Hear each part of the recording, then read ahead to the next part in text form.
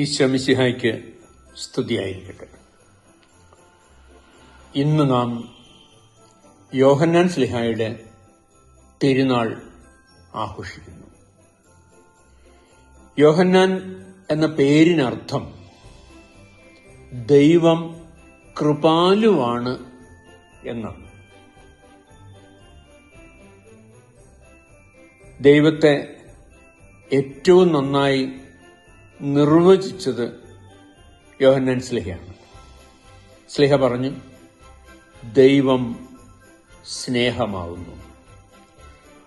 1 യോഹന്നാൻ 4:8 4:16 ആവർത്തിച്ച് പറഞ്ഞു, ദൈവം സ്നേഹമാണ്.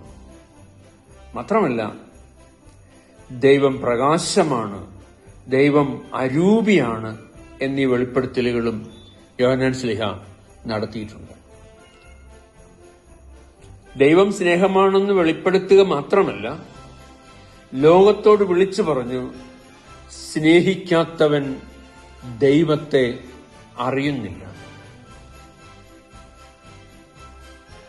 മനോഹരമായൊരു സുവിശേഷവും 3 ലേഖനങ്ങളും വെളിപാട് ഗ്രന്ഥവും രചിച്ചത് യോഹന്നാൻ ശ്ലീഹയാണ്.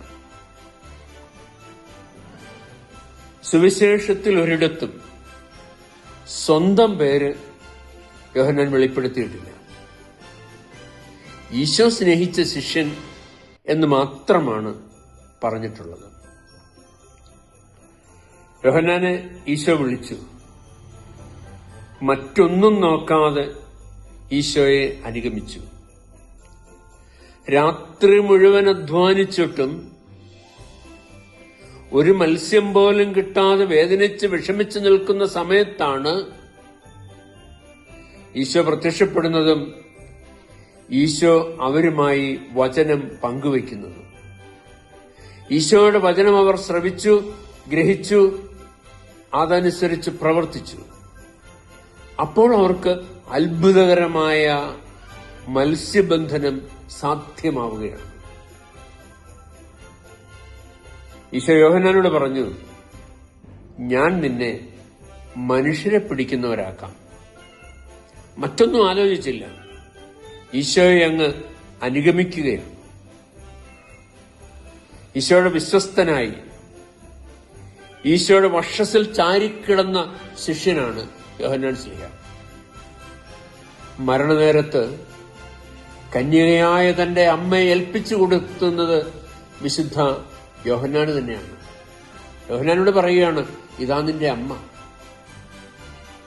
വേദനിച്ച് വിഷമിച്ച് തന്റെ പുത്രന്റെ വേർപാടിൽ ആകുലയായി നിൽക്കുന്ന അമ്മയോട് പറയുകയാണ്, ഇതാ നിന്റെ മകൻ. ലോകത്തിന്റെ മുഴുവൻ അമ്മയായി ഈശോ പരിശുദ്ധ അമ്മയെ സമ്മാനിക്കുകയായിരുന്നു. യോഹന്നാൻ ഒരു പ്രതീകം മാത്രം. ആ അമ്മയോട് ചേർന്ന് നമുക്ക് ഈശോയെ ആരാധിക്കാം.